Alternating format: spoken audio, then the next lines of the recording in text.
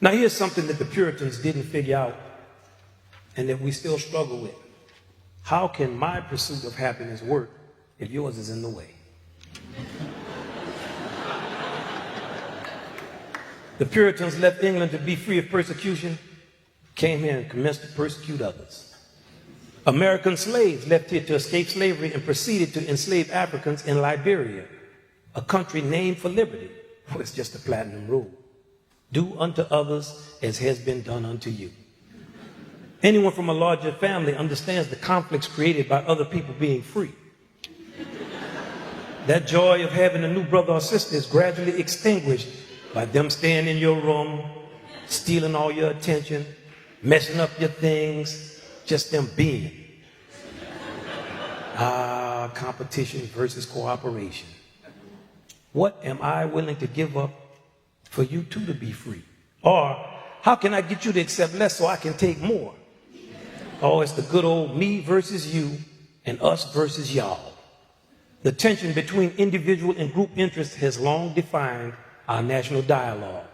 Haves versus have-nots. Workers versus management. States' rights versus federal government.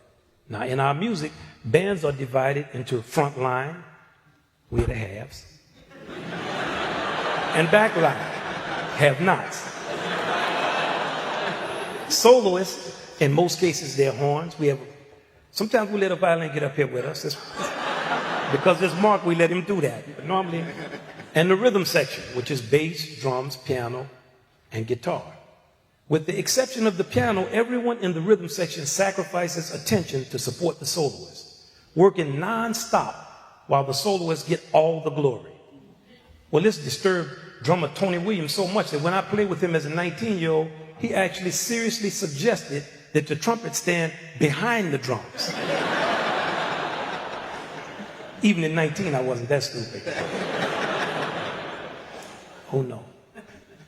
But the rhythm section defines the character of the group and can play very well alone. They don't need us. While horn soloists, we bring a special charisma and a definitive personality to the table, but in the long run, we really couldn't play a gig alone.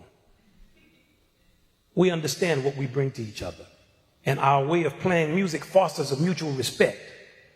Soloists are challenged to play something meaningful, and rhythm sections are challenged to not get bored with the task of accompanying us. Because believe me, the level of support that the rhythm section is going to give is determined by the amount of respect they are shown. And soloists show respect by not playing too long, not playing too sad, and especially don't use the rhythm section as a background instead of co-creators. This is a lyrical metaphor for how to achieve balance in working environments. The jazz man's code of ethics always places the sound of the music above whatever disputes we may have. So the main objective is always clear, as it was always clear with Jelly Roll Martin. Jelly wants you to play exactly what he wrote. Now, he might leave a little room for you to improvise, but play those dots. He might shoot you if you get too far away from those dots. His New Orleans contemporary, King Oliver, had a very different concept, featuring much less written music and more improvisation. Jelly was an example of strong federal government approach. The king was purely stage rights. There are pros and cons to both approaches. Too much Jelly is no creativity or freedom to make choices. Too much King Oliver, chaos and competition run amok. Here's Jelly Roll's approach.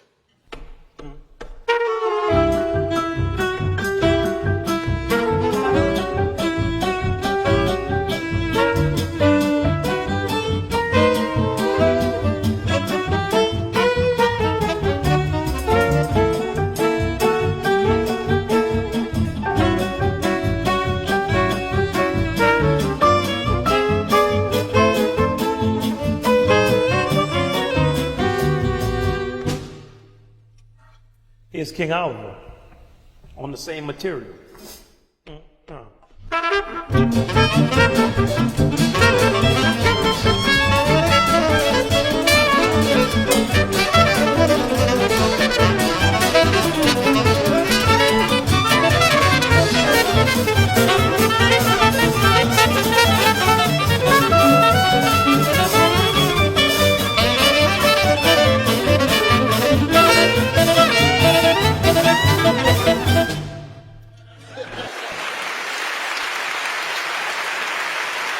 That's right.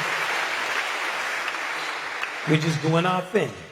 Now, both of these bands sounded great, however, because Jelly Roll found musicians who accepted his vision, and King Oliver's band was comprised of musicians from his hometown who understood the nuances of his style, when to solo and when to support. Clarinetist Dr. Michael White of New Orleans once asked me during a gig, "Hey man, where can I fit in with you playing all these high, loud, fast notes? Can I please get some consideration?" Not being too respectful of clarinets in general, trumpet players, we're not. I replied, "Sorry, man.